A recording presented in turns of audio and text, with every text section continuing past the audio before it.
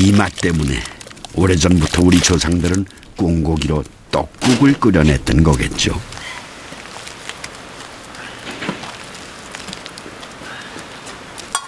사람 수대로 떡국을 나누어 담고 그 위에 양념에 묻힌 꽁고기를 고명으로 얹으면 푸짐한 꽁떡국상이 완성됩니다.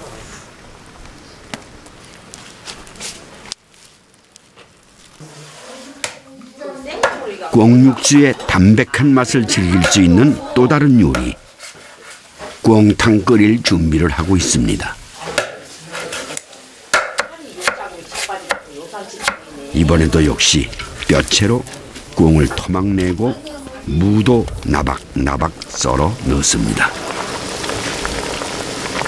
꽁으로 국물을 내는 요리에는 모두 뼈까지 들어가는 게 특징인데요. 이렇게 하면 맛도 영양도 더욱 깊어진다고 합니다. 먹고 나면 몸이 개운해지고 시원해지는 꽁탕. 감기 기운이 있을 땐 이거 한 대접만 마시면은 다른 약이 따로 필요 없을 정도입니다. 한상 가득 꽁밥상이 차려졌습니다. 야성이 강한 꽁요리는 닭과는 맛이 판이하게 다릅니다.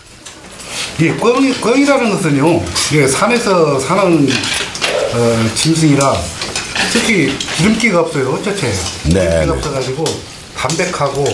때문에 꽁을 먹어본 사람들은 늘 닭고기보다 꽁고기를 더 윗급으로 쳤습니다. 꽁 대신 닭이라는 말이 떡국에서 유래됐다고 그래요. 떡국에다가 꽁을 넣어야 하는데 꽁이 없으니까 닭으로 넣는다. 닭을 넣었다. 아, 그리고 네, 그래서 꽁 대신 닭이라는 말이 거기서 나왔다고 그럽니다. 네. 꽁은 닭이나 오리에 비해 단백질이 두세 배 많은 반면 지방분은 비교가 안 될 만큼 적습니다.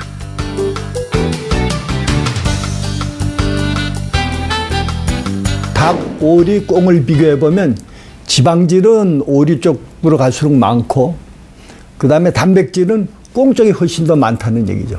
그러니까 단백질이 많다는 얘기는 그만큼 맛이 좋다는 얘기고요. 그리고 꽁에 들어있는 그 단백질 분석한 걸 보니까 단백질이라는 건 아미노산으로 이제 연결이 되잖아요. 근데 그 아미노산이 아주 고급 아미노산이에요. 쉽게 얘기하면 양질의 아미노산, 우리 인체에 필요한 필수 아미노산이 거기 많이 들어가 있죠. 꽁 음식 한 그릇이 산골에선 더할 수 없는 영양식이었습니다. 우리는 언제부터 이 꽁을 먹어왔을까요?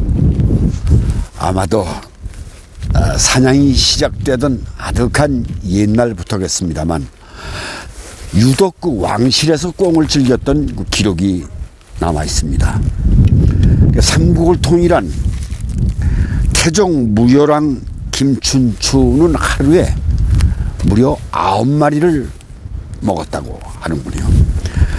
이 조선시대에도 꽁고기를 상당히 즐겨 먹었다고 합니다. 닭이나 또 다른 고기도 있었을 텐데 왜 이렇게 꽁고기를 즐겼는지 참으로 궁금합니다. 매사냥이 성행했던 진안의 꽁은 옛날부터 그 품질이 좋기로 유명했던 모양입니다.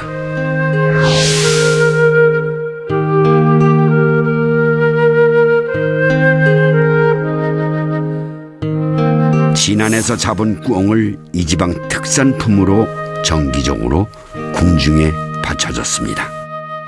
그 읍지에 진상품 목록이 적혀 있는데 거기에 산꽁, 즉 생치라고 표현되어 있죠.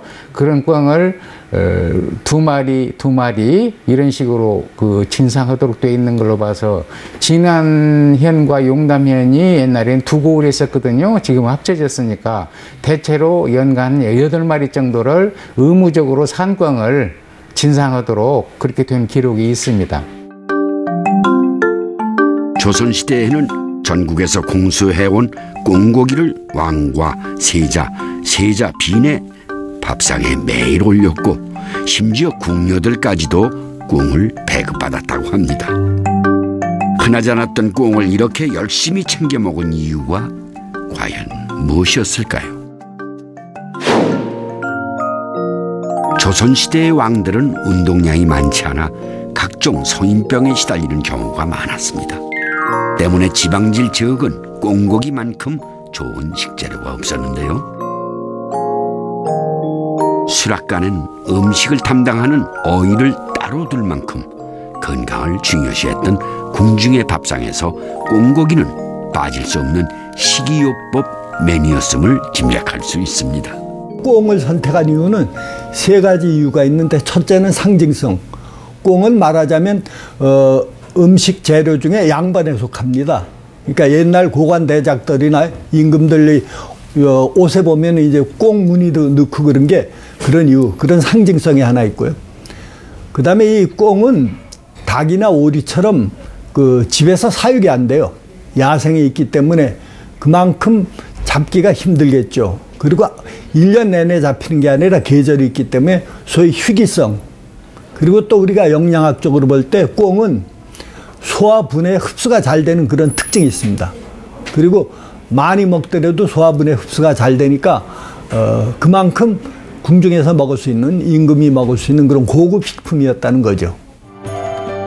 진안 출신의 어이 전순이가 저술한 식료 자료에는 꽁고기를 활용한 여러 가지 처방이 소개되어 있습니다. 소갈증으로 목이 마르고 물을 자주 먹게 되며 소변이 많아지면 꽁 한 마리에 소금과 된장을 넣고 탕을 만들어 먹으라고 되어 있으며, 설사 이질 등이 밤낮으로 그치지 않고 또 대변을 참을 수 없이 자주 볼 때는 꽁 한 마리에 굴피가루, 파, 산초를 넣어 푹 삶아 먹으면 도움이 된다고 합니다. 또 치질 기운이 있으면 하열이 그치지 않고 힘이 없을 때는 꽁고기가 도움이 된다고 하는데요. 꽁고기를 잘게 썰어 밀가루와 소금, 산초를 넣고 반죽하여 떡을 만들어 먹으라고 나와 있습니다. 동의보감에 소개된 내용을 보면 보중익기라는 내용이 있는데, 이것은 그 비위를 도와서 기운을 돕는다는 뜻입니다. 그러므로 위장이 약한 사람한테 도움이 되고요. 또 설사를 먹게 하고 재창누라 하여 치질이라든지 종양을 치료하는 데 사용된 것으로 기록되어 있습니다. 오래전부터 꽁을 중요한 보양제로 활용해왔던 한방에서는 꽁이 갖는 의미도 남달랐다고 합니다. 고종 황제의 어이였던 할아버지 때부터 가업으로 한방을 하고 있는 이곳의 가원에는 꽁이 등장합니다. 꽁 대신 닭을 쓰지 말라는 신조에 따라 아직도 원칙대로 약을 짓고 환자를 돌보는 옛날 방식을 고집하고 있다고 하네요. 의원이 늘 지니고 다니는 침통 속에도 꽁의 깃털 하나가 자리 잡고 있습니다. 꽁은 먹이를 하나 쪼아 먹기 전에 전후 좌우를 살펴보고 9번 생각을 해서 먹이를 쪼아 먹는다는 말이 있습니다. 그래서 991턱이라는 말이 있는데, 그런 의미에서 침을 놓기 전에 꽁의 깃털을 한번 보고 병의 원인을 정확하게 찾아서 침을 놓는다는 의미입니다.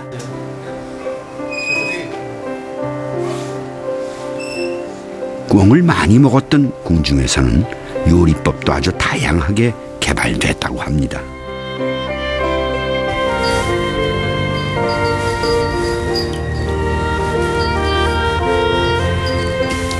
가장 즐겨 먹었던 요리가 바로 꽁구이인데요.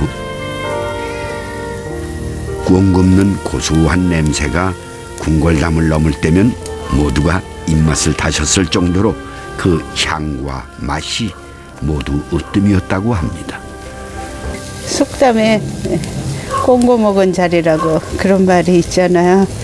예, 그 당시에 이 고기가 꽁이 그 남모르게 얼른 먹어치워가지고 흔적도 안 남길 정도로 그렇게 맛있었다 하는 얘기가 되겠죠. 예. 얼마나 맛이 있었으면 그런 속담이 다 생겼을까요? 그러나 꽁고기는 불을 쏘이면 바로 쪼그라들고 질겨지기 때문에 맛있게 구워내기 위해서는 특별한 기술이 필요했습니다.